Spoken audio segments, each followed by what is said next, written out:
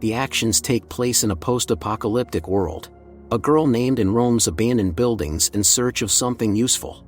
She is forced to survive alone without her parents. Anne's only company is her pet. Every day is the same as the previous one, and does everything for her survival. This morning she set traps again to catch game. Suddenly Anne saw a small van on the road. She got a bad feeling, and hid, watching as a man in a protective suit moved his equipment. He used a dosimeter to measure the radiation level. Finally, the man took off the protective suit. His eyes were full of tears, and he screamed loudly. And continues to watch him. Seeing that the man entered the water, and told him to get out of there urgently, the man aimed his gun at her, demanding to know who she was and where the others were, and assured him that she was alone here. The girl also said that the water was probably contaminated. The man panicked and ran out of the lake, feeling unwell. He asked Anne to give him an injection against the infection. The man introduced himself as John, and helped him and led him to her shelter. Later she returned to John's van for medicine, seeing photos of his wife there, and continues to take care of John, who is feeling very bad. At night, John's fever worsened, and did not leave his bed.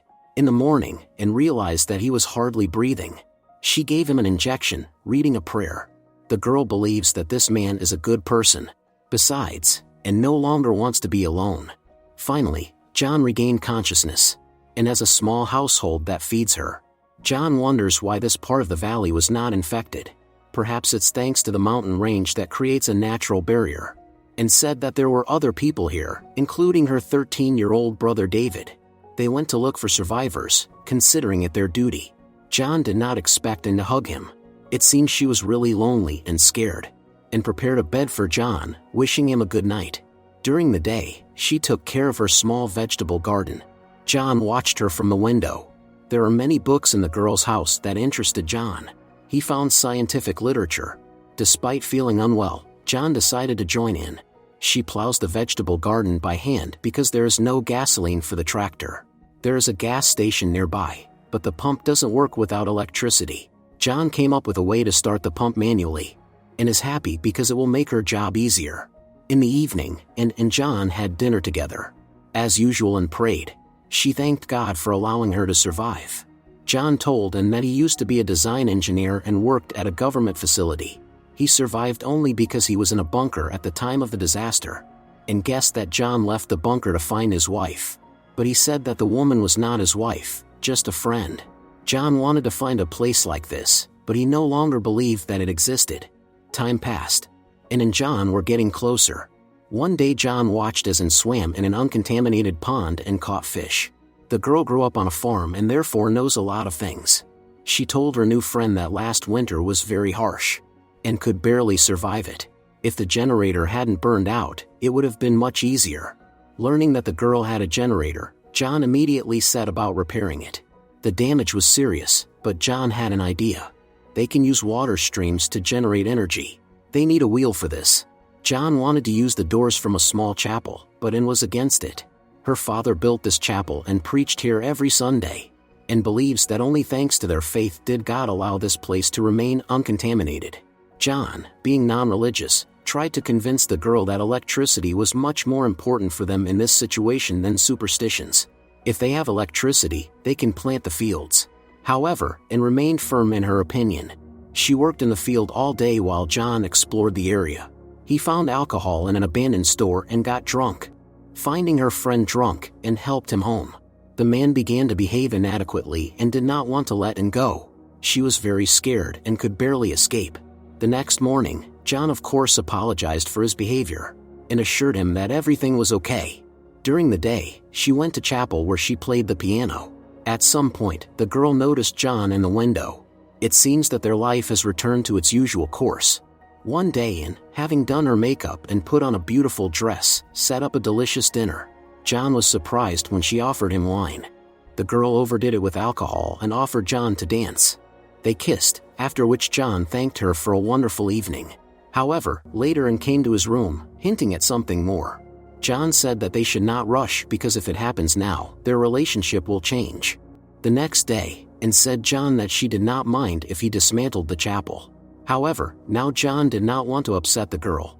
One day his dog sniffed out something and led her to a guy. Seeing him, and could not believe that someone else had survived. The guy introduced himself as Caleb, he was wounded, and brought him home. Seeing the stranger, John aimed his gun at him, but assured him that he was not dangerous. The guy said he had walked 50 miles. During the disaster, Caleb worked in a mine, so he survived. He asked John for permission to stay for a few days before continuing on his way. John is worried that Caleb is radioactive, but is convinced that helping him is their duty. They all had lunch together. John said that one day a boy about 13 years old who was very sick had snuck into his van. He posed a threat to John's life, so he had no choice but to leave the boy by the side of the road. After this story, silence reigned, which Caleb soon broke. He said that there were 5 of them in the mine. At some point, they began to go crazy from the closeness and hunger. Caleb was the only one who survived, and said she was very sorry. John doesn't like how Kynan is being to Caleb. The young people felt they had a lot in common. This made John jealous. He told everything he thought about the situation. She asked John directly why he hadn't told her about that boy. The man replied that she would not understand, and replied tearfully that it was no easier for her here than for anyone else after the disaster. At first she counted the days until her family returned, but then she stopped, realizing that they would not return. Now and is most afraid of being alone again. John admitted that judging by the photographs, the boy he left on the road was her brother. The man said he was very sorry, and tries to pretend that everything is all right. John showed Caleb their household. Caleb was surprised that despite her young age, and knows how to do everything herself. The men went hunting. Caleb told they was heading south because there were survivors there. According to the guy, not all territories were infected. Later, John talked about his plans to start the electric generator. Now their problem is the lack of suitable materials. The thing is that chapel is dear to as a memory. At dinner, Caleb asked about the chapel. Caleb thought they could find suitable materials elsewhere, but John objected. An argument ensued between the men. In the end, agreed to dismantle the chapel and use it to build the water wheel. This is what the company did. Caleb often looked at finding her very attractive. John does not like that and is getting closer to Caleb, but he does not express his dissatisfaction aloud, focusing on their main task. Caleb asked the girl what she thinks about John's actions regarding that boy. She only replied that it was the Almighty's will. John didn't like it when he saw and Caleb coming back together. During that time, John had built the first part of the wheel. Nobody knows for sure if it will work. At night, John told outright that if she wants to be with Caleb, he will not interfere. Hearing this, was perplexed. Moreover, she was angered by the fact that John thinks of her as a fallen woman. After that conversation, tension arose between and John. They hardly talked. John still does not believe Caleb's words that there is a city in the south where survivors live. The wheel was almost ready. In the evening, the company raised their glasses for a job well done. They drank and had fun. Sometimes John felt like a third extra. After getting drunk, the company went swimming.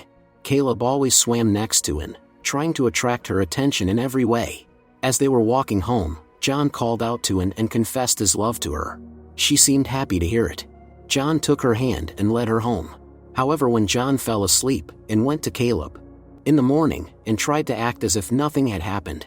But when Caleb sat next to and began to flirt with her, John understood. The girl, who felt very ashamed, hurried to leave under false pretenses. The men had breakfast together. Caleb behaved deliberately friendly. Later, saw them leave together to finish the wheel. John told Caleb that he had conspired with She had deliberately flirted with him to keep Caleb here as long as possible because they could not have built the wheel without him. However, Caleb laughed, not believing John's words. He was convinced that John was just jealous. Caleb also admitted that he didn't really believe there were survivors in the south. Despite everything, the men had to work together to achieve their common goal. Finally, they installed the wheel on the river. At some point, Caleb slipped and almost fell, but John managed to catch him just in time. However, Caleb stumbled again. His life was completely in John's hands, who held the rope. Later, John returned home and said she was sorry. She realized that she had acted wrongly, but on that night she had succumbed to her feelings, and was shocked when John told her that Caleb had left, taking his protective suit. And unable to hold back her tears, went looking for Caleb, but he was nowhere to be found. She doesn't understand why he left her.